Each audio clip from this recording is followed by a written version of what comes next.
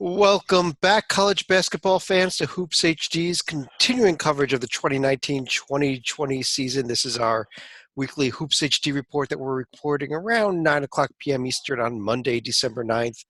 I'm your host, Yes. Chad Sherwood. So all joined the by big games on tonight, we will probably not be able to get to. It's 9 o'clock on Monday. I got John Teitel down here on the screen. I got David Griggs beside me, John Salika joining us as well. Four of us going for the show tonight. And David mentioned that there's actually one game for each of us tonight. We can each just in a Yeah, we minute can talk about each. one of Yeah, the each four games spend that's about scheduled. 15 minutes on each of the four games tonight. But this is the show where we go over all the news and notes going on in college basketball and on the court, and lots of stuff to get through tonight. So I think we should just get right into it, David, unless you have some mindless banter you want to start with. There's four games tonight. What a dead night. Not even on. I mean, only during the Diamond Head are there this few games. All right, let's get to it then. And let's not talk about what's going on tonight, because nobody wants to talk about Alcorn State's win over The Russell only thing that's College. going on tonight is studying for exams and cramming for papers. I never understood what exams had to do with basketball and why we had to stop. Yeah, because student athlete isn't. Well, that could be a whole show, and we're not going to do that tonight. Yeah. But let's go into what's been going on in the court. And I wanted to start tonight in the West Coast Conference. Well, David, let me start with you. Last night we saw Gonzaga go to Washington, and while the game was close the whole way, they led the whole way, and I was really impressed by the Zags here. Now up to sixth in the nation in both bowls. Yeah, I kind of wish that Rocco was here with his ties to Washington, but they led tip to buzzer, but it was really exciting the whole way, and it was kind of a gutsy showing. This game has a little bit of a lot of heat to it, and every time Washington went on a run and the crowd got nuts and it looked like they were going to counterpunch, they couldn't. Gonzaga would go on another run to counter it and stay ahead. And, combine this with their win away from home against Oregon down in that tournament. Gonzaga putting together a really nice resume. They do have the blowout loss to Michigan. But all in all, Gonzaga once again looking like a team that's going to land on the top two lines and maybe contend for an Elite Eight or a Final Four again. And this is a year that we thought they were sort of rebuilding, I think. Well, I don't know that they ever rebuild, but Teitel, let me ask you here. The loss to Michigan was the third game in 3 days. It was a blowout, and they've got your Arizona team coming up this week here. So I figured I'd let you get a few seconds in on Mark Few's squad as well. They look great. It's tough to win in Washington, but when you have your five starters scoring in double figures, that's a good recipe for success. Also helps that Washington is young, but I would not give up all hope on the Huskies just yet. Coach Few is great. Sean Miller will have his hands full this weekend, as will the three starting freshmen he has. I think that Arizona and Gonzaga are developing a nice little rivalry out west. So as much as I like to schedule cupcakes to win, it's important to schedule the big boys, and I'm certainly glad that it's in Tucson, because that might make all the difference. Yeah, I believe that was also the seventh straight win by Gonzaga against a Pac-12 team. Yeah, they're going for 8th this week, and then they got North Carolina right after that. So what next 2 games for the Zags? Huge, David, absolutely huge. Yeah, this Gonzaga-Washington series, I think next year is the last year on the contract. It was a 4-year deal after the series went dormant for a while. Gonzaga, I believe, has won 12 of the last 13. So, I mean, they've been absolutely dominant. But with that in mind, are we all in agreement we want to see this continue? Like, we want this to be a fixture game. I think it needs to be. It should be. It would be stupid for it to go dormant again. I don't know. Maybe a more local rival like Idaho would be better, but yeah. It really wouldn't. Still, let me ask about the team on the right-hand side there. The St. Mary's Gales got their, I guess it was a 10-point loss to Dayton, but it was really about a 30-point deficit they were at that game. Now, Dayton, we'll get to it in a minute here, but St. Mary's, add to that the home loss to Winthrop, a little disappointed after the Wisconsin win to start. Honestly, this is a game I stopped following after about 10 minutes to go in the second half, just because the Flyers were piling on right here. That's really the second test really the first test they failed, when you consider that Winthrop was supposed to be a bye game, but managed to slip up. I mean, losing a Cal, that's certainly not going to be an option. Now you look at games like Arizona State, Nevada, Seattle. those are all must wins before you go into West Coast Conference play now, because it's not just Gonzaga they have to keep an eye on. They have to keep an eye on San Francisco. You got to keep an eye on Santa Clara, who's also been off to a hot start themselves. Yeah, but the problem's going to be here is where do they if they can't beat Gonzaga, where are they going to get the big wins? They're going to have one win at the end of the season, the Wisconsin game. yeah, and how good is that going to be? Greg Gard and company, we'll talk about them when we get to the Big Ten, but that win losing a lot of its glitter. And I agree, winning at Cal, that's you need something a lot better than that to hang your hat on. Arizona State on a neutral court, or is that at St. Mary's? I'm not sure where that Arizona State game is. It's a neutral court game, though. Okay, it is. So, like that would be. I mean that would be something a little better. But yeah, like you're right. Their margin for error is conceivably going to be pretty narrow if they don't have any like signature wins out of conference better than Whiskey, which may not even be an NCAA tournament team. They're not looking at right now. Taita, let me ask you, because there's another team up there on top of the standings. What about the Santa Clara? Should we paying attention to them? I think you kind of have to, even though 9-2 in December is perfectly mediocre for some teams. I think it's great for Santa Clara. They just destroyed Cal by 19 on Saturday. Obviously, that says more about Cal, I think, than about Santa Clara. They're David's ultimate home court hero, though. Their only two losses were on the road at Stanford and at Nevada. They do have 4 cupcakes ahead, all at home, so they should be 13-2 entering the new year. And then they have the road trip to hell next month, 3 in a row at San Francisco, at St. Mary's, at Gonzaga. Those 3 teams are combined 27-5 right now, so good luck to Coach Sendek. He's coming off of 3 straight seasons with 15 or more losses, and his current team is not a great three-point shooting team, but they kick butt inside, over 56% from inside the arc, and no senior in the rotation. So next year it could be even better. 2 great international big men, 6'11", Guglielmo Caruso from Italy, and 6'9", Josip Vrankic from Toronto. Somehow these 2 guys, 6'11" and 6'9", they're both shooting 43% from behind the arc. So there's a lot of pieces, and Herb Sendek knows how to coach them. Got the upcoming schedule in the West Coast Conference on the screen here. We already mentioned Gonzaga's and St. Mary's games, but David, BYU coming off of the loss in the Holy War to Utah, is hosting Nevada and then playing Utah State. I believe that game is in Salt Lake City on Saturday. Big week for BYU if they've got any chance of getting back into the discussion with 4 losses already on the year. Yeah, really big, especially like you said. I mean, sort of.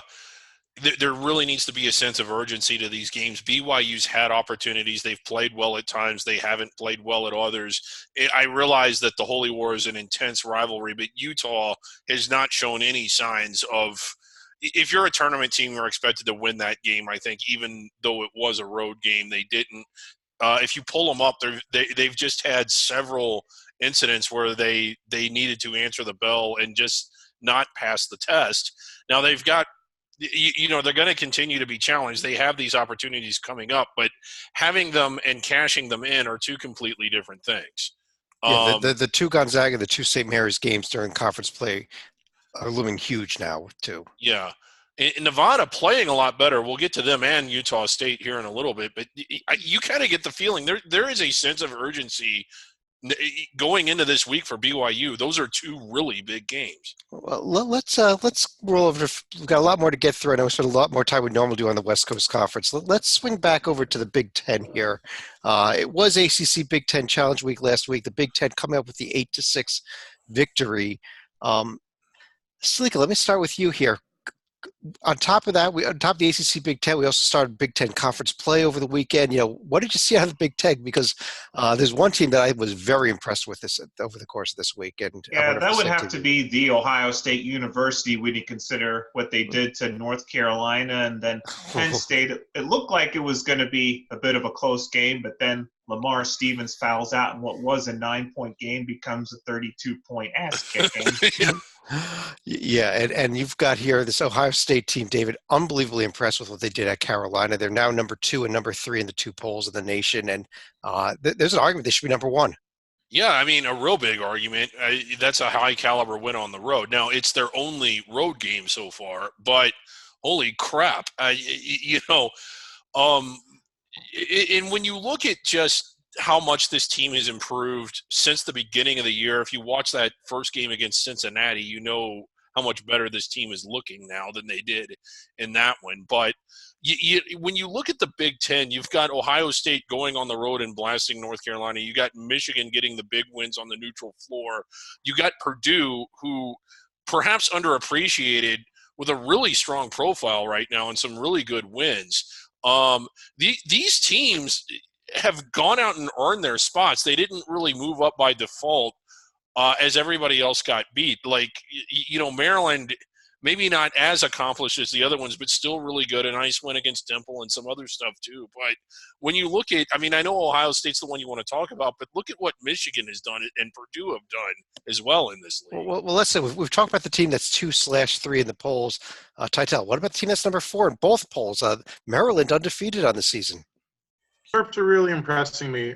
They barely beat Illinois and probably should have lost last Saturday at the Xfinity Center. They were down 15 in the second half, and I have to say Illinois choked it away. As much as I want to give credit to an undefeated Terps team, Illinois had the ball at the end and just blew it, and then fouled and gave up a 3 and all that stuff. But let's focus on the positives. So they did escape, and the Terps are great at a couple things. One, the interior defense, top 10 in the nation. You cannot score inside the arc, under 40% from two-point range. The schedule's amazing. They've not played like the top of the top, but very impressive non-conference schedule. Rhode Island, Temple, Marquette, Notre Dame. 4 of their next 5, Penn State, Seton Hall, Indiana, and then possibly a matchup of 14-0 teams when they host the Buckeyes on January 7th. Wouldn't that be fantastic? One reason for their success, among many, many reasons, they have a 6-foot senior point guard, Anthony Cowan. He runs the show. He knows what he's doing. He's got a bunch of size around him. It's not like he's passing to his 6'2 shooting guard or his 6'7 power forward. He's got 6'5 and 6'6 in the backcourt, 6'10 in the front court. This team is legit, despite the fact that they should have lost to Illinois, and I think that they can keep it going. I don't think this is a Final Four team, even though they are that good right now and undefeated, but certainly should do some damage in March, which they've had problems doing in the recent past. If you're hitting a three-pointer from 40 feet like Cowan did during Illinois, it's probably your year. Yeah. But when you go beyond Maryland, Ohio State, Michigan, we talked about them a lot last week. They had the loss to Louisville, but I don't think that's anything to sneeze at. Michigan State and Purdue, which we already both mentioned. But Sleek, let me ask you this. Beyond those top 4 or 5 teams, you kind of hold your nose at the rest of the conference. There's nobody that impressed you even. I mean, Indiana 8-1, but they got run out of the building by Wisconsin over the weekend. Well, that's the problem. Both Indiana and Wisconsin are both home court heroes. The Badgers, they've had nice wins against Marquette and Indiana, but nothing outside of Madison. Same story for Indiana. Bunch of bye games. Nice win against Florida State, but they just creamed themselves when they went up to Wisconsin. We could be looking at a league with 4, David, even maybe 5 protected seeds in it, and nobody else in the field. Right? Yeah, I mean, it could shape out that way. Speaking of not looking good, Mini right now getting blasted by an Iowa team that's, been so-so but not real good. But yeah, you're right. I mean, there is a cliff between the 5th team and the 6th team right now. The upcoming schedule is up there on the screen, including Michigan at Illinois, Maryland at Penn State. We got Iowa State coming up Thursday night. A few other games, Seton Hall, Rutgers, and Ohio State at Minnesota. So some big games coming up this next week as well. But let's kind of take a look at the other half of that ACC Big Ten Challenge. We mentioned the Big Ten winning the event. The ACC, of course, lost it, only picking up 6 wins, and then went into conference play themselves. David, let me start with you here. Was there anything that you took away from these games, and especially do you want to discuss what happened on Sunday with Virginia and North Carolina? It was just a beautiful. It was 2-0 5 minutes into the game. Yes, go ahead. Yes, and you had I don't remember if this was a tweet or the email, but it was great. It was like, I'm glad Virginia does not do Silent Night. The kids would never get onto the court. Yeah, no, it was both email and Twitter. Okay, yeah. But, kind of a rock fight, but Virginia getting the big win. North Carolina, just kind of talking about them, they're mounting up the losses, but is it really something to be that concerned about? Perhaps they're not top 10 good, but they're still very, very good. And well, before you go any further past South Carolina, look at Titel. Do you want to answer that question, Tim, for him? Yes, so a couple things. Number one, they lost so much last year, both in graduating guys like Luke May and hotshot freshmen like Kobe White, that it's impossible to just reload automatically, especially when you have this ridiculous schedule. I can't think of 4 games in a row that anybody's played this year when you look at Michigan, Oregon, Ohio State, Virginia, with only one of those at home. That's like one of the toughest strength of schedules in the nation. As you see on the board here, where their strength of schedule is 21. Thank you. Yes. So the fact that they have a trip to Spokane coming up next week is not going to make it any easier, obviously. The reason for some hope is, number one, Armando Bacot is hurt with the left ankle injury. So if he comes back and is healthy, that improves the team immensely. The fact that Cole Anthony's scoring is going down and his turnovers are going up is of concern, but he's a freshman point guard, so I think that that's to be expected. The team is not shooting well. They need to make threes and make their free throws. They're both bottom 300 in the nation in those 2 categories. That's something you can teach. That's something you can work on. If they keep being a poor shooting team, they're going to keep being a bubble team. But I'm not going to throw in the towel when you have that kind of schedule and an injury and losing so much from last year. Yeah, and that's a great point. Like, while they have losses, none of them are damaging at all. So, I mean, their ceiling and their expectations can still be pretty good. I basically agree with everything Titel just said. Well, David, let me ask you about the other half of that awful game on Sunday between Carolina and Virginia. Virginia did that after getting, crushed at Purdue in the ACC Big Ten Challenge. Yeah, Virginia just doesn't have the offensive weapons that they had a year ago. Not that you would have considered them a great offensive team last year, but they could at least produce. This year they can't. I mean, they have a suffocating defense, but they can't shoot. They don't really have anybody that's a go-to outside shooter anyway, and they're just not going to produce or manufacture the way that they did in the past. They're still going to win a lot of games. I don't think that they're Final Four good. But, yeah, I mean, they did. They got the win against North Carolina, and as eye-gouging as it may have been to watch, it was a pretty big win on paper. And their schedule is kind of interesting here because I don't know that they have any significant challenges other than maybe the game at Florida State until the month of February. They've got Louisville twice and Duke and Carolina again when we get to February. But the next month and a half should be a lot easier for Virginia than we normally see. Virginia Tech could still be a bit of a trap for them. It's a home game, though, so the road game isn't until February again. But Stalika, what do I know? I mean, wasn't there a year where they lost to Virginia Tech and still managed to get to number 1? I believe so. Yes, Stalika. With regard to the, let's take a look at the upcoming schedule here in the ACC. Actually, there's a few interesting games, beginning with tomorrow night in the Jimmy V Classic when Louisville is playing what might be an undermanned Texas Tech team, but. So I expect to win. I don't know if you have another different call on that. Well, Texas Tech did look a bit better against DePaul, but ended up coming short. And I think that made a 3-game losing streak for them. But another game to also keep an eye on. UCLA going to Notre Dame. Will the Bruins be able to stop the bleeding and actually get a win of significance right there? Because the Irish are suddenly 0-2 in the ACC themselves and digging an early hole. I thought you were going to mention Xavier Wake Forest as well. We'll get to that when we get to the Big East. Okay, we'll get to that at the Big East. We do have a Big East game on Saturday, though, Titel. Syracuse, Georgetown. I'm awaiting my approval of a press credential, I hope, and I will be there. And I think a week ago it looked like a horrible game for both teams. Now that Syracuse is scoring 90 a game and Georgetown is having this addition by subtraction, it could actually be a nice little game, a reminder of the rivalry of the days gone by when they were both in the Big East. Yeah. Let's flip over to the Big East since Lika teased it already. And Tata, let me stick with you here and talk about the team that finally suffered its first loss of the season at home to Buffalo, the mighty DePaul Blue Demons. I wish that they were still undefeated because that makes the story a lot better. But 9-1 is 9-1, and it was a 5-point loss. Blame DePaul for this one, though. 7 of 18 from the free throw line. They deserve to lose. Solid schedule. This isn't a bunch of cupcakes. This is Iowa, Minnesota, Texas Tech. Very impressive. They have a couple more cupcakes ahead, and they host Northwestern, so they could be 12-1. Then the bad news. They start conference play, 18 games. They're all top 100 teams. So I don't know if DePaul's going to even go 500 in the Big East, but it's a nice story right now. Jalen Coleman-Land's the only senior in the rotation, so I think this could be the start of a nice trend, not just a one-year thing. And Charlie Moore, his third school in 4 years, he's arguably the best player in America under 6 feet tall. Absolutely. Although I am going to disagree with you. I don't think Providence will be a top 100 team by the time we get there. I think it'll be 16 top 100 teams. As you see out there on the screen also, the Big East, Big 12 battle series, I think they're calling it, is underway. It's going to go for 2 more weeks, but the Big East actually won the first 4 games, David. Finally suffered a loss last night with Iowa State taking down Seton Hall. And Seton Hall suffered a lot more than that, as Sandro, and I'm not going to try to pronounce his last name. Mahmoud Kalashvili suffered what appears, apparently from what I'm hearing from Kevin Willard, was a broken bone. He's going to be out 6 to 8 weeks. Yeah, big loss for Seton Hall.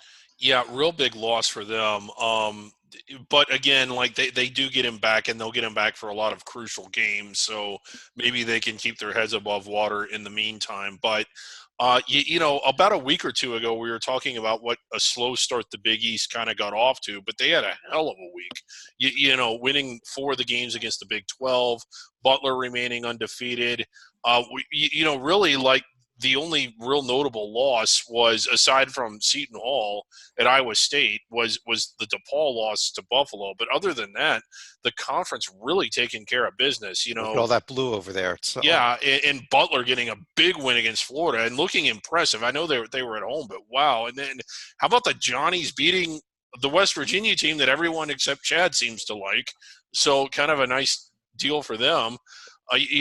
Creighton knocking off the school that Tim Miles used to coach at.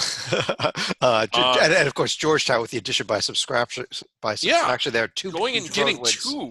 two wins against teams that were undefeated when Georgetown beat them. So a real good week for the Big East. And of course, Slika, there's your Xavier Musketeers, who picked up the win over Cincinnati in the crosstown shootout there. Yeah, but this year, though, that's probably going to be towards the bottom of the wins this week, because Cincinnati, quite frankly, hasn't looked that impressive this year, and that would have been a bad loss for a Xavier team that really doesn't have too much meat on the bone other than a win against UConn right now. Yeah, and only the game coming up this week that you already teased. You want to give us a little preview of the Wake Forest game? Yep, this is going to be the Skip Prosser Classic, which in recent years has been 2 years home and home on campus, followed by a 2-year hiatus, and this year it's going to resume down at the Lawrence Joel Coliseum down in Winston-Salem. So still a winnable game for Xavier, although Wake has been a little bit feisty at home, but came up short against NC State on Sunday.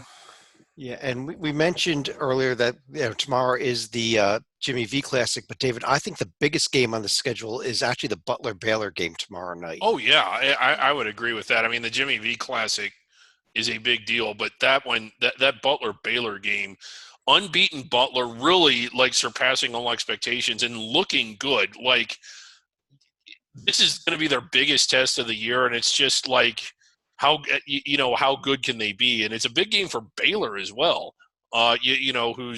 Who's already put together some big wins of their own. So let's take a quick look. Let's go jump over to the Big 12. Speaking of Baylor looking really good here at 7-1 on the season. You see them number 11 in the polls, the borderline of cracking to the top 10. And I think they, along with Kansas, are looking like the 2 best teams in this conference. Titel, would you agree with me? Reluctantly, yes. My Wildcats were dead and buried. Thankfully, they fought back and only lost by 5 on Saturday. Baylor, all they do is beat Wildcats. They beat Villanova right before Thanksgiving. Now they're beating Arizona. They're undefeated in the contiguous 48 states. Their only loss in Alaska to Washington by 3 last month. Huge game on Tuesday with Butler coming to Waco. Still not sure how they're going to get done. They don't block a lot of shots. They're not veteran savvy. They only got 1 senior starter in Freddie Gillespie. Jared Butler, he's quietly turning into one of the best players in the conference. I couldn't pick him out of a lineup last year. He's playing great. He is. And Stalika, very quietly, I think almost Texas is 8-1. Were we expecting this from them? Yes. Well, we weren't sure what to expect out of Texas after one of us liked them. loss against Georgetown. I didn't ask you, David. Slika, please go ahead. But strangely enough, this is actually the best start that the Horns have had under Shaka Smart right here. And here getting a nice under-the-radar-ish win against UAB and also getting a win against Texas A&M up in Fort Worth. But not terribly eye-pleasing, but nonetheless, 2 wins are 2 wins. Yeah, David, when you look at the rest of the conference here, you look at Texas Tech, currently according to overall record, dead last, coming off of being in the national championship game, albeit these 3 losses in a row for the Red Raiders, with their best player Ramsey out, and he's questionable for tomorrow night as well. Yeah. Now, if they win tomorrow, I think the perspective of especially if they win without Ramsey. Yeah, we'll start to improve. I think that would change the complexion of the whole season, but they'll have other chances. I keep waiting for them to get their motor going, but they haven't really yet. But yeah, one of the teams that's kind of struggled, K-State, also really disappointing, a team that I thought would be better. I know that they lost some key players, but I thought they had enough back to where they'd be better than what they are. Well, this might be another league, just like the Big East, Titel, where you've got 18 or maybe with TCU, 16 top 100 games in conference play. It's really amazing that we talk about the Big 12 as one of, if not the best conference every year. But to have the switch, like I remember when Shaka was missing the tournament, now he's like a Georgetown loss away from being undefeated. I remember last year Bob Huggins had a horrible West Virginia team. He was losing guys left and right to suspension and transfer. They lost 21 games. Now they're 7-1. I mean, it's really a nice turnaround for the whole conference. It really is. And there's a lot to go here still, and conference play is going to sort these teams out. But I can make a case for 9 out of 10 teams that they're going to be a tournament team at the end of the year right now from what I've seen. And it's just, I think, again, you probably look at the conference, David, that's going to be the number 1 rated conference at the end of the year. Probably so, yeah. All right. Let's jump over to the SEC where – if we get some, can we jump over to the SEC, Chad? Can we get the SEC? Oh, David, how about Auburn? 8-0, number 12/number 10, along with Kentucky, right up there in the top 10, at least in the coaches poll. And how about Bruce Pearl's team? Okay, I like them. Let me start with that. They've certainly. I mean, you can't do any better than 8-0. I will say that they've done some moderate lifting, but really not any super heavy lifting yet. And they have struggled with teams that, while good, Furman in particular, South Alabama, have they done anything that the teams ranked around them wouldn't have also been able to do? While I basically what I'm saying, I'm not trying to dog them. I think that their best wins and their best credentials are yet to come. I think Auburn is for real. How can you not? They were in the Final Four last year. Arkansas, I'm not nearly as big on. At 8-1 there. And who else did you ask me about? Well, I mentioned Kentucky, but Titel, what about this Arkansas team here, though? He mentioned 8-1, the loss to Western Kentucky, who actually had a real, despite winning the game, probably lost with Charles Bassey going down for the season. But how about Arkansas? Yes, I got to give Coach Eric Musselman a ton of credit coming in there, and he's taking over Mike Anderson's players, and he's getting it done. Obviously, not the greatest strength of schedule. His biggest win so far is overtime by 1 against Georgia Tech. Losing to Western Kentucky, not great, but the fact that he's even got this game on his schedule, obviously he didn't make the schedule. It was set before him. He even got there. But to be going to Bowling Green, Kentucky and playing a good mid-major team is something that not a lot of teams will do. So a lot of credit to Coach Musselman. They're making free throws 78% a game. They defend the 3 so great. Number 2 in the nation. You only make about 20% of your threes against them, which means they're going to be in every single game. A couple cupcakes ahead, a tough game in Indiana to finish the month. They have a lot of players who are doing great individually as well. It's not just a team effort. Isaiah Joe, the shooting guard, he's the green light winner. 9 games, he's attempted 93s. He just shoots and shoots and shoots. Luckily, he's making a lot of them, specifically 33%. And then Mason Jones, automatic from the free throw line. He's taken 49. He's made 46. He gets to the line. He makes them once he gets there. No freshman in the rotation. So they could also be the shortest Power 5 team I've ever seen. 5 starters, 6'1" to 6'6" for a power conference team. I think it's going to bite them in the butt when they face taller SEC teams like LSU and Kentucky. But so far, so good. Stalika, this was actually, if you look on the wins and losses, it was probably a pretty lousy week for the SEC with no real huge wins of note. But then you throw in there Missouri losing to Charleston Southern, Arkansas losing to Western Kentucky, and this Mississippi State loss to Louisiana Tech at home. Yeah, that would be putting it nicely to say they did not have a good week, because their best wins, quite frankly, were Missouri going to Temple and getting a win, and Vanderbilt beating a Buffalo team that's a little bit better than we thought. But by the same token, if you're losing to the Charleston Southerns of the world, that is not good. Dave, what the hell with Missouri? You lose at home to one of the worst 15 teams in the nation, and then you go and you win at Temple. I mean, a little bit inconsistency there from Quanzo Martin. So I like him as a coach. I was sort of thought that Mizzou might be one of those dark horses this year. Then they go and lose to Charleston Southern, and you almost completely forget about them. But they rebound against a good Temple team, getting that win. So, but all in all, the conference, I mean, I like Auburn. I like Kentucky. I like Tennessee. Now, we haven't really talked about them yet, but you look at their profile, I think their only loss was to a really good Florida State team. They have wins against VCU away from home, a couple of other good wins away from home. Profile-wise, they're really good.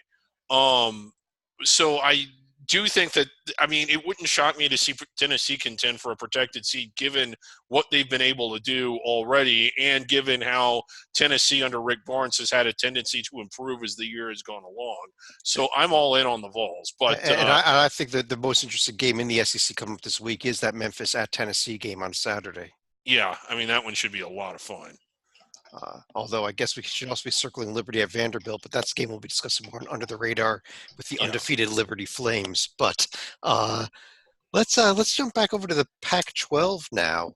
And Stalika, we started the show with the Washington talk, but we've got a few other teams here I want to discuss. And first of all, you got Colorado now at 7-1. You've also got Oregon State surprisingly at 7-1 as well, and Utah had the nice win next week with the win in the Holy War.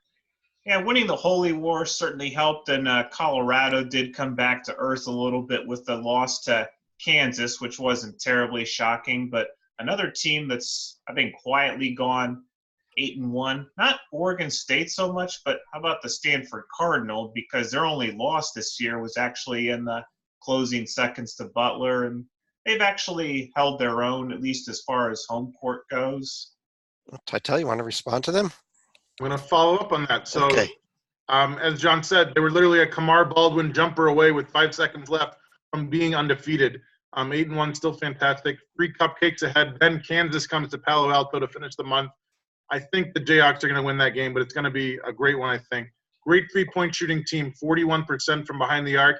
And it's not due to the senior leaders. It's due to these freshmen, Tyrell Terry and Spencer Jones, combined 46 of 94 from behind the arc as freshmen. Unbelievable. They're also getting a little lucky. Their opponent's shooting 58% from the free throw line. That's going to correct itself eventually, so enjoy it while it lasts. Not a single senior in the rotation, so next year could be even better. You have to remember, this is not a team that has a sustained success and excellence. 15-16 last year. I'm looking at Jared Haas as a very good candidate for Pac-12 Coach of the Year right now. Yeah, I would imagine a good job there by Jared Haas. Probably the best coaching job he's done since he's been out there. Not much was expected. I thought his seat was getting really hot, but fantastic job with that team this year. David, an interesting week ahead involving the Pac-12. First of all, Colorado with the hosting Northern Iowa, and then at Colorado State. And we also got to talk about that Oregon-Michigan game coming up on Saturday, I think, as well. Yeah, that Oregon-Michigan game is huge. Like a couple of teams that look like they could be competing for protected seeds. That is certainly a resume-building win for whoever can pull it off. What's Oregon State doing this week? Anything of note? Oregon State. Pine Bluff at home. Anything else? Yeah, that's it. They're hosting Arkansas Pine Bluff. So you want to spend about 10 minutes on that game? No, I like this Oregon State or team. Maybe Utah Weber State. Come on, David. I wish they'd play somebody so I could get a chance to talk about them on this show. But we're not going to talk about Pine Bluff. This is where we need Lee Del Vecchio, because he could do an hour on Pac-12 buy games alone. Yes, which raises the question, why would you do that? But he certainly could. Let's stick out west and jump over to the Mountain West Conference next. And as we know that the Mountain West Conference this year, and our coverage of them is We have a sponsor, don't we? is possibly brought to you. It may or may not be a sponsor, but by the ConExpo Con AGG 2020 in Las Vegas, Nevada, from March 10th through 14th, 2020. Register now at ConExpoConAGG.com. All right. So that is okay. Be sure and check that out. David, why are we discussing that? I don't. Well, like you said, they might be a sponsor for the Mountain West. So I mean, check this event out. Look at what they've got here at this event. Look at that. That is pretty remarkable. I mean, if you're into whatever the heck they're doing out there, this is what's going to be done at where the Mountain West Conference tournament should have been played this year. Yes. Look at this big screen inside here. I mean, do you not want to be buying a tractor from them?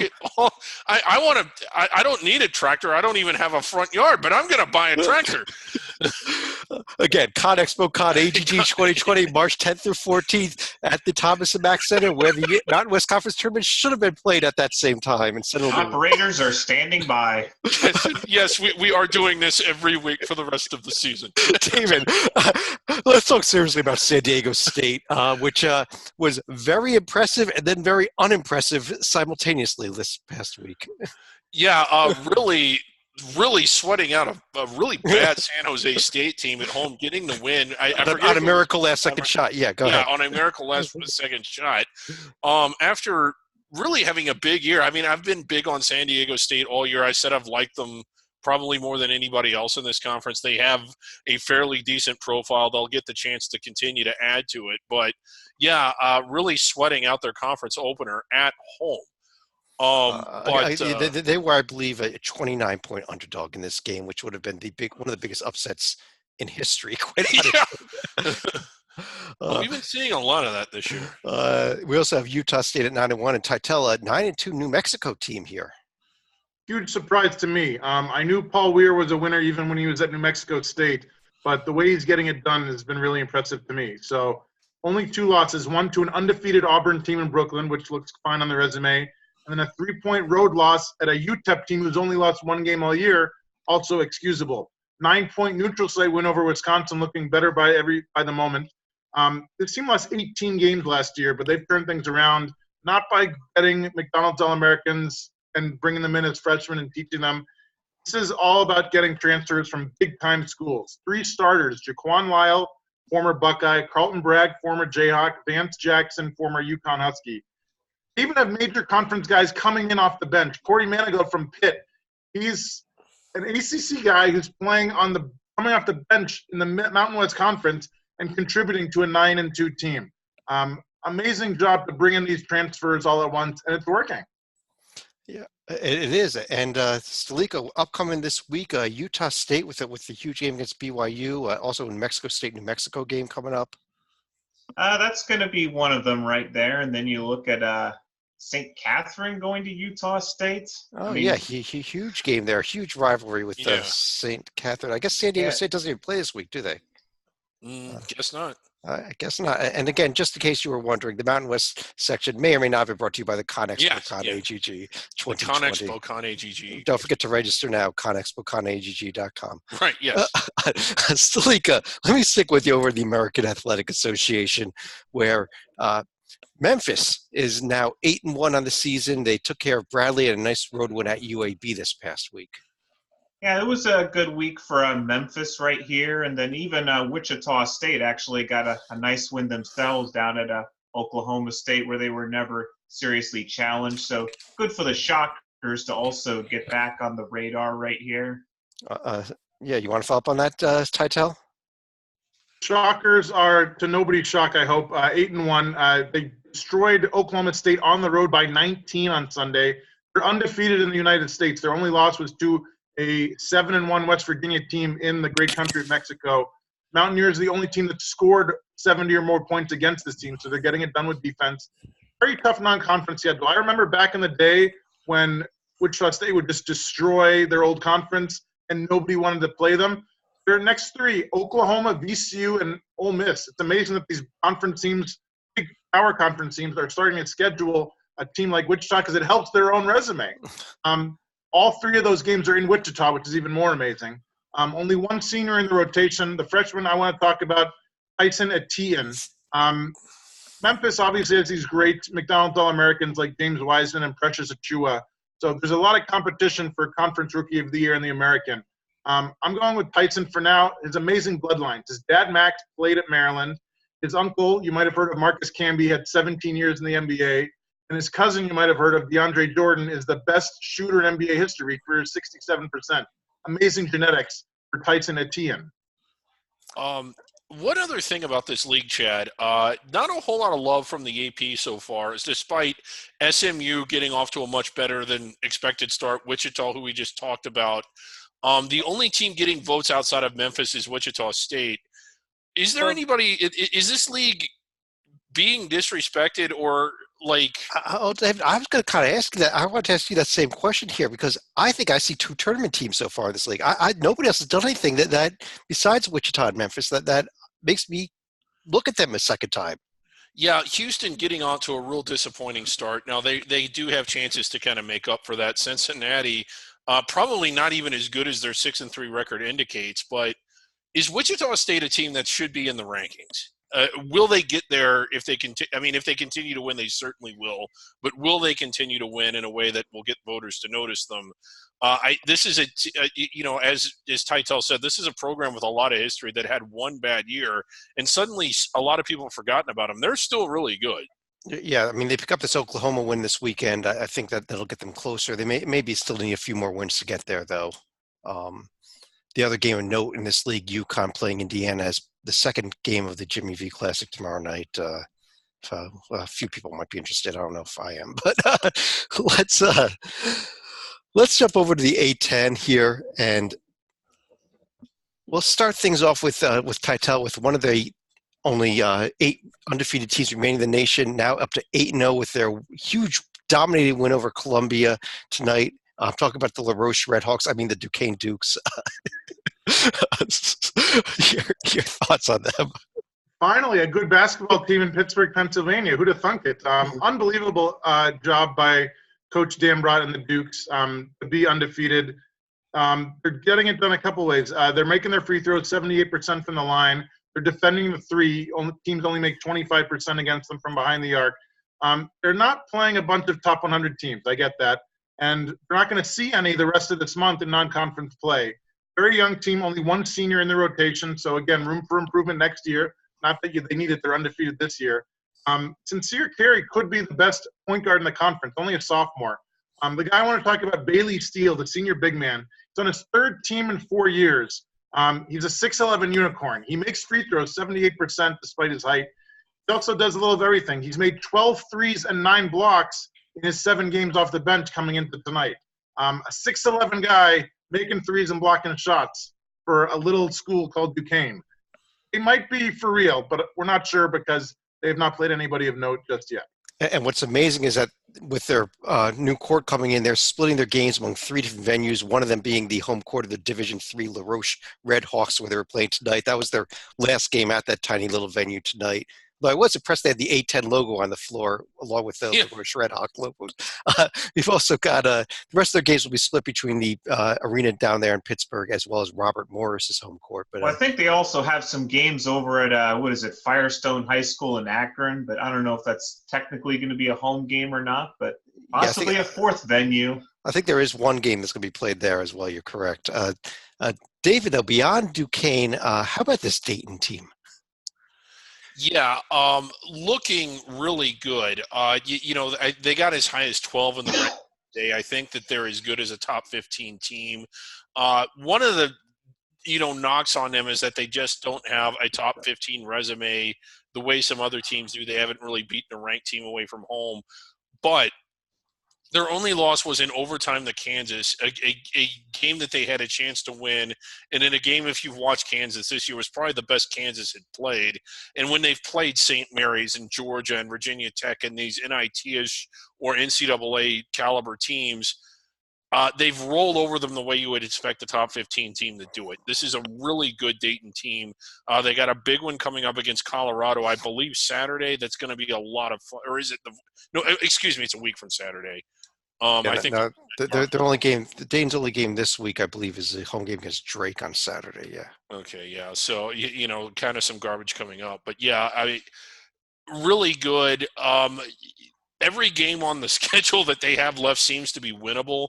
I think they're going to rack up a huge record. I don't know, what do you do with a team that has all those wins but only, a smattering of top 40 or top 50 wins? But I don't think it really matters. I think they're protected seed good. I really do. Stalika, you want to discuss both St. Joe's Temple? Also, by way of note, that Duquesne Radford game on Saturday, I believe that's the one being played at that high school gym in Akron. But go ahead, Yeah, Stalika. Firestone High School.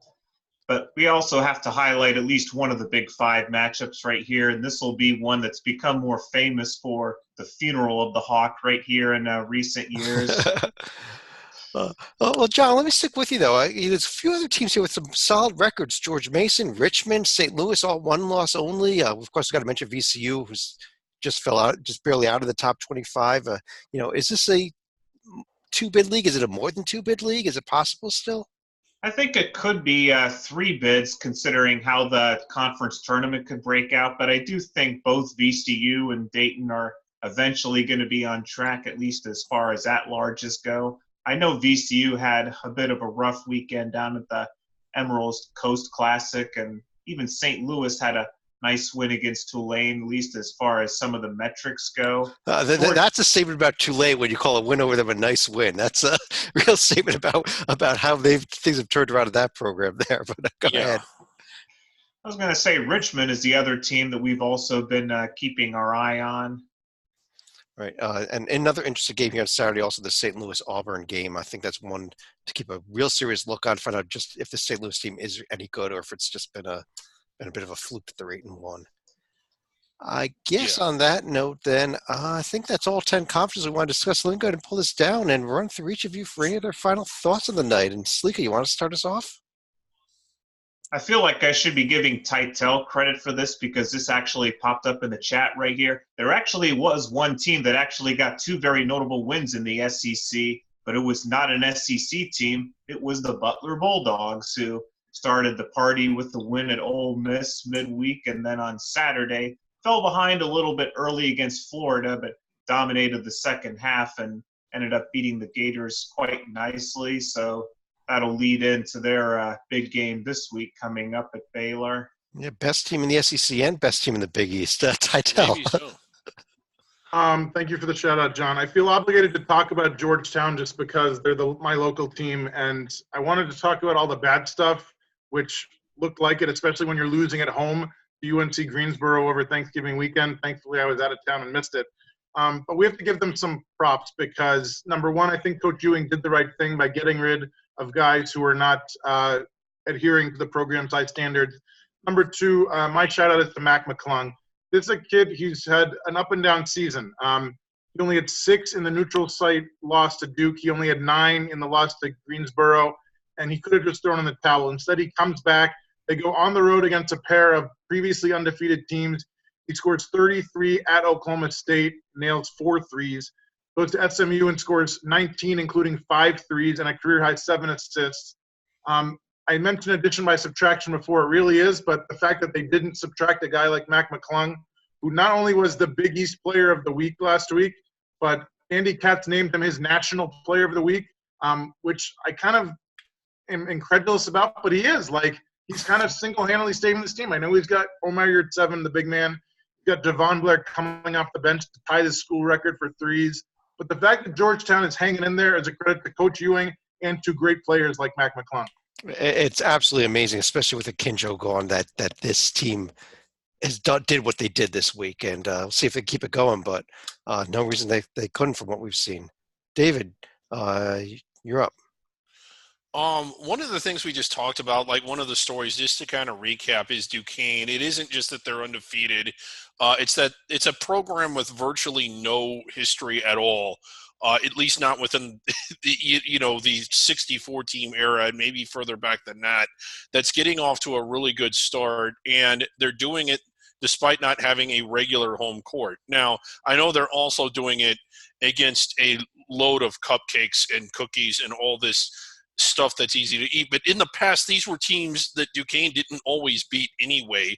I really wish they would have challenged themselves a little bit more because we don't really know how good they actually are.